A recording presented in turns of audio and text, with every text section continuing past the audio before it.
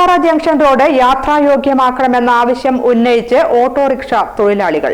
റോഡിൽ മുഴുവൻ കുണ്ടും കുഴിയും, വാഹനങ്ങൾക്ക് പോവാൻ ഏറെ ബുദ്ധിമുട്ട്. ബന്ധപ്പെട്ടവരോട് പലകുറി പറഞ്ഞിട്ടും കൈമലർത്തി കടന്നുപോയി. റോഡ് ഏതാണെന്ന് ശങ്കിക്കേണ്ട. ഒറ്റപ്പാലം മണ്ണാർക്കാട് പാതയിൽ അമ്പലപ്പാറ ജംഗ്ഷൻ റോഡാണ് ഇത്തരത്തിൽ പൊട്ടിപ്പൊളിഞ്ഞു കിടക്കുന്നത്. വളരെ കഷ്ടപ്പെട്ടാണ് ഇരുചക്ര വാഹനങ്ങളടക്കം ഈ റോഡിലൂടെ കടന്നു പോകുന്നത്.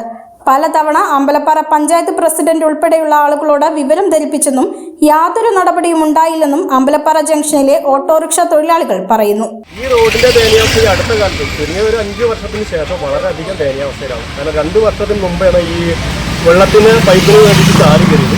2 വർഷത്തിന് മീതെ അത് ഇന്നും അതേപടി കിടക്കുന്ന രീതിയാണ് കാണുന്നത്. ഒരു പാച്ച് വർക്ക് പോലും ആ സൈഡ് നമ്മൾ ഓട്ടോ നിർത്തുന്നതായ ആ സൈഡ് ഇതേവരെ ഒരു പാച്ച് വർക്ക് പോലും ഇന്നേവരേക്കും ചെയ്തിട്ടില്ല. അത് ആരാണോ ചെയ്യേണ്ടത്, പഞ്ചായത്താണോ പിന്നെ PWD ആണോ അതൊന്നും അറിയില്ല. അത് ഞങ്ങൾ ഒരു ദിവസമെങ്കിൽ പോലും ഒരു ടാക്സി എത്തിയില്ലെങ്കിൽ അവർ കറക്റ്റായിട്ട് നമ്മൾക്ക് ഫൈൻ അടക്കണം. ഒരു ദിവസം തെറ്റിയാൽ പോലും ഫൈൻ അടക്കണം. ആ സാധനത്തിൽ നമ്മൾ ഈ ടാക്സ് അടയ്ക്കുന്നത് കൊണ്ടാണ് നമ്മൾ ഈ റോഡിൻ്റെ പണികളൊക്കെ ചെയ്യുന്നത്. അതിൽ ഒരു എന്തെങ്കിലും ഒരു ചെറിയ ദയനീയാവസ്ഥ കാണിച്ചുകൊണ്ട് അവർ ആ കൊണ്ടുകൂടി ഉടയ്ക്കാനെങ്കിലും ഒരു മനസ്സ് കാണിക്കണം എന്നാണ് പറയുന്നത്. കഴിഞ്ഞ ദിവസം ഒറ്റപ്പാലം MLA ഒറ്റപ്പാലം ചെറുപ്പളശ്ശേരി റോഡിന്റെ നവീകരണ പ്രവർത്തനങ്ങളെക്കുറിച്ച് സംസാരിക്കുന്നത് കേട്ടപ്പോൾ ഇവർക്കുണ്ടായ ആശങ്ക ഇതാണ്: ഇനി അമ്പലപ്പാറ റോഡിനെ അടുത്ത കാലത്തൊന്നും പരിഗണിക്കില്ലേ എന്ന്.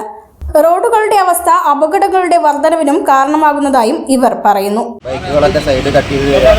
ഇപ്പോൾ കുഴികളൊക്കെ വണ്ടികളൊക്കെ റോങ് സൈഡാണ് വരുന്നത്. അത് കാരണം വണ്ടികളെ ആക്സിഡന്റ് കൂടുതൽ നടക്കുന്നത് പറയാം.